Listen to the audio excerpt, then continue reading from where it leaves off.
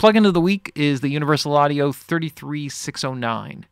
The 33609 compressor by Universal Audio, or actually by Neve, but emulated by Universal Audio, is the only officially licensed version by Neve. And what they did is they allowed Universal Audio to kind of go into all the technical documentation and really, with the as much accuracy as is technically possible, emulate it in the form of a plugin. So the actual unit looks exactly like what you see here. There's a limiter on the left-hand side, a compressor in the middle section, output gain, meters, and then some switches that allow you to unlink or link the left and right channels. Now, this is actually was originally designed in the 1980s, and it was modeled somewhat after the 2254A compressor. It was created by Rupert Neve back in the late 60s. And so what they've done here, though, is they've modeled it slightly different, or done it slightly different, using what they call a bridge diode gain reduction circuit. And so with the diodes, it's like actually 4 diodes that basically run it. The way that it kind of works is somewhat the way that a varimute compressor works, where you're varying the bias of the tube, which varies the gain. And so they do something similar here, but the way that they do it and the way that they isolate things with their custom designed transformers gives it a really unique warm characteristic that doesn't have some of the problems that you typically get when you have a true varimute compressor. So it doesn't really sound like a varimute compressor, and in fact on the full scale of things it's kind of somewhere in the middle sonically. So it has a nice warm rich low end, it has a somewhat even top end. It's not quite as clear and open as an optical compressor, but it's not as warm as a varimute compressor, so it's kind of somewhere in the middle. When you get to FET and VCA kind of compressors, they more or less don't really affect the frequency response so much because there's not the harmonic distortion, tonal coloration that you get, and you get a bit of that with the transformers that are part of this component. So the way that it basically works is that the signal flow goes from the compressor section to the limiter section, and this is unusual because it's typical that you limit signals first, and this is a way of preventing the compressor from overworking. So I'm not sure if there's a very specific technical reason why they did it this way, but it's something to consider because as you're working with the gain structure of the plugin, you want to consider this as you actually work with it. So what I'm going to do is I'm going to feed a little bit of audio into it and you know, just kind of get straight into some of the settings. So the settings are not that difficult to understand. You got a threshold, recovery setting, so basically a threshold, a release setting, and a gain.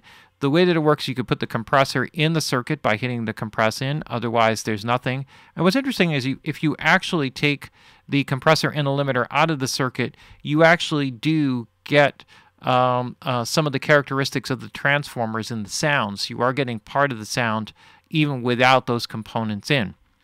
So you have a ratio setting here, and you essentially what you have is a fixed attack setting on the compressor. So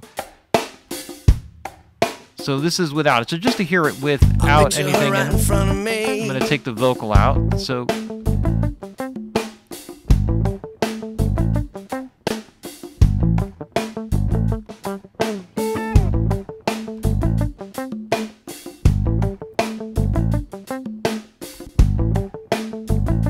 you already hear a change a little bit in the signal without anything in. So let's put the compressor into circuit. Now, the way that I've always used this compressor is actually to work with a lighter ratio and a higher threshold so that it kind of just works the gain reduction needle a little bit. So we'll kind of show you a couple different ways of using it. So I'm just going to kind of get it. So I got a little bit of gain reduction here. Got the makeup gain right here. And then there's a couple of different settings here. So this is like a fast attack, or release rather.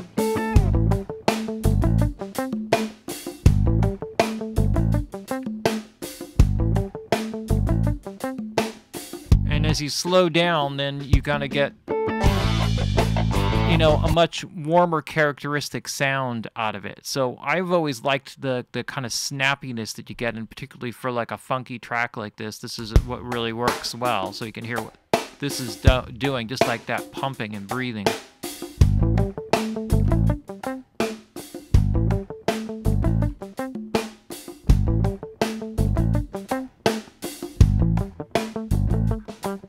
Try to even out the gain. It always sounds better when you get a lot more gain at the output. Well, I guess because we're getting about 4 dB of gain reduction on average, I'll go with the 4 dB on the output. So what you have is 2 dB gain makeup steps here. Got the compression in and out circuit. Now, what's cool is that you have a series of different ratios here, of course, that will just, you know, apply more gain reduction based off the threshold. So you can get some heavier sounds here with, you know, more gain reduction.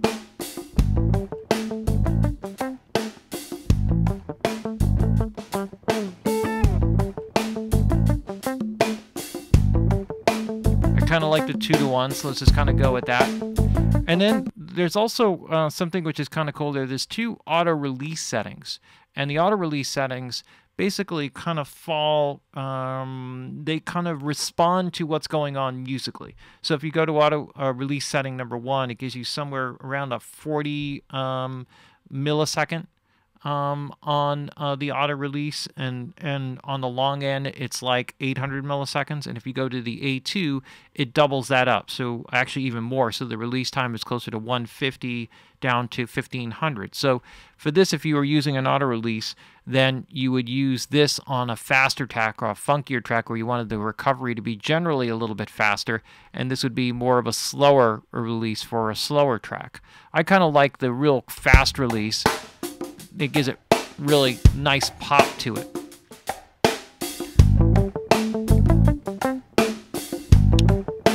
And then what's cool here is that you can put a limiter in here, and then the limiter circuit follows this, so I can adjust the makeup gain here if I needed to, but there's also a threshold, so if you're hitting the threshold too hard.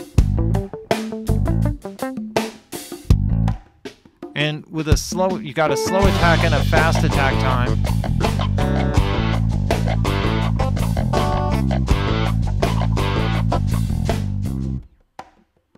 And when you pull all the way down, it takes the drums out.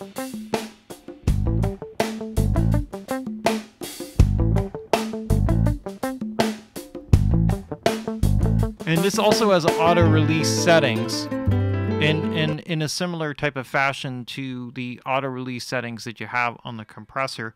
What this does in terms of the auto release settings is more along the lines of longer settings, which you get a lot in more broadcast situations. So on the fast side, it's like 40 milliseconds, which is the same as the auto release on the compressor, but the long release time is 1500 milliseconds, so that's much longer. So there are similar settings, but it's the release times. And on the auto setting 2 here, then the second release time is 3 seconds. So you get a significantly heavier amount of that. So this is really good for the bus compression thing in terms of a limiter circuit.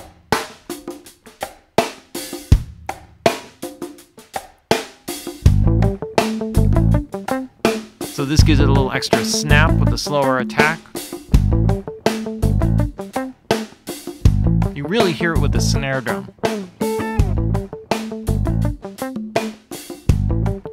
And I just kind of like the openness gives a little bit more, so let's take it out.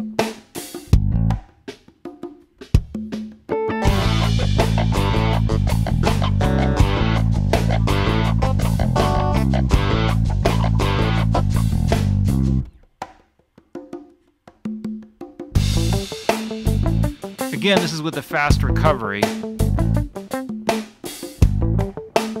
So if I slow it down, I can get a smoother sound. And then I'm not going to go into that section. And then you got auto release settings.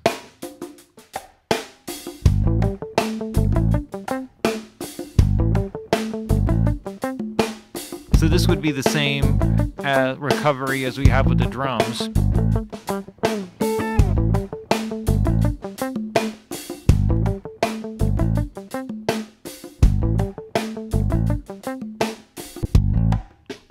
So you really, really hear like the openness and depth that's added in. It's such an awesome compressor.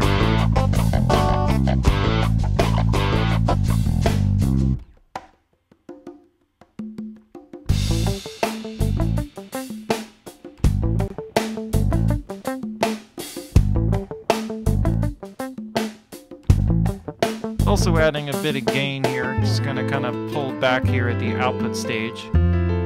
So here what we have, then we have an output gain stage, which also has a make down gain, and then we got a session save here, which is just always fun to have.